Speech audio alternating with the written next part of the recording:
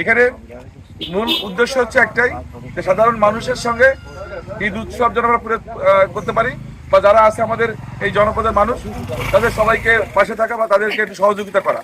এখানে এটা সম্পূর্ণ প্রধানমন্ত্রীর ব্যক্তিগত উদ্যোগে সারা বাংলাদেশে এটা করা হয়েছে। আমরা যেহেতু নতুন সরকার গঠন করেছি, আমরা চেষ্টা করছি সাধারণ মানুষের পাশে থাকার জন্য, এবং এই উৎসবটা যেন তারা সুন্দরভাবে পালন করতে পারে সেই জন্য আর্থিক সহ অন্যান্য যে অনুদানগুলো আছে আমরা সেগুলো দিচ্ছি। হয়তো পরিমাণ সামান্য, আর এই ইউনিয়নের যাতে জনসংখ্যা কম সেই হিসেবে একটু কম আসছে। আবার দেখা যাচ্ছে যে আমাদের উজলপুর ইউনিয়নের জনসংখ্যা অনেক বেশি, টোটাল 18%, 18.5%-এর মতো বেশি, মানে আমাদের এই থানাটা আছে প্রায় 20%-এর মতো হচ্ছে শুধু উজলপুরে আছে আমাদের এলাকার জনগণ।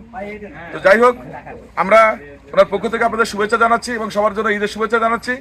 আমাদের যেহেতু এখানে উপজেলা নির্বাহী অফিসার থাকার কথা ছিল, ঈদের ছুটি শুরু হয়েছে, আমি ম্যাডামকে বলেছি অসুবিধা নাই, আমাদের এসিল্যান্ড মহোদয় থাকলেই হবে, আমরা এখানে থাকবো। পাশাপাশি আমাদের থানা বিএনপি নেতৃবৃন্দ আছে, এলাকার গণ্যমান্য ব্যক্তি আছে, ইউনিয়ন বিএনপি নেতৃবৃন্দ আছেন। আমরা সবাইকে ধন্যবাদ জানাচ্ছি। আমরা আশা করবো ইনশাল্লাহ আগামীতে আমরা সবাই মিলে একসঙ্গে এখানে বসবাস করবো একটা সুন্দর পরিবেশে, এবং এখানকার যে ভ্রাতৃত্ববোধ, এখানকার যে সম্প্রীতি, সেগুলো আমরা ধরে রাখবো এবং সবাইকে নিয়ে আমরা প্রত্যেকটা অনুষ্ঠান উদযাপন করব।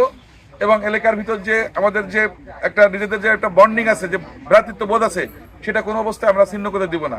আর আমি এতটুকু বলবো আপনাদেরকে, এখানকার সকল আমাকে অনেকে গেছে আমার কাছে বিভিন্ন ইস্যু নিয়ে, আমি তাদের উদ্দেশ্যে বলবো আমি ঈদের পরই আমি একটা টিম করে দিব, মানে 2 জন উকিল থাকবে, তারপরে দেখা গেলো 1 জন শিক্ষক থাকবে, এরকম দিয়ে আমি যত দরখাস্ত পড়বে থানার ওখানে একটা বক্স দিব, আপনাদের যদি কোনো অভিযোগ থাকে সেখানে জমা দিবেন।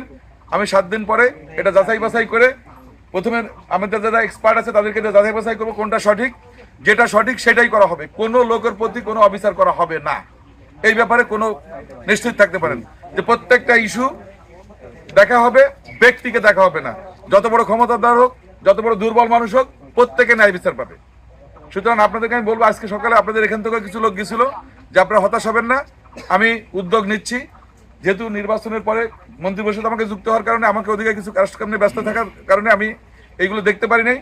আমি আশা করবো আগামী 2 সপ্তাহের ভিতর আমরা তালিকা করে আমরা চেষ্টা করবো প্রথমে ইউনিয়ন নেতৃবৃন্দকে ফয়সালা করার জন্য, তারা যদি না পারে থানা নেতৃবৃন্দ করবো, তারা যদি না পারে আমরা উপজেলা যে প্রশাসন আছে তাদেরকে ফয়সালা করতে দেবো।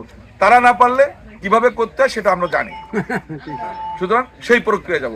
আমি চাই সত্যিকার অর্থে এখানকার একটা সুন্দর পরিবেশ এবং আমাদের যে ভিতর যে একটা সুন্দর যে অবস্থা বিরাজ করছে সেটা ধরে রাখতে, কোনো অবস্থায় কেউ যেন বিশৃঙ্খলা না করতে পারে। সুতরাং আপনারা হতাশ হবেন না বা উদ্বিগ্ন হবেন না।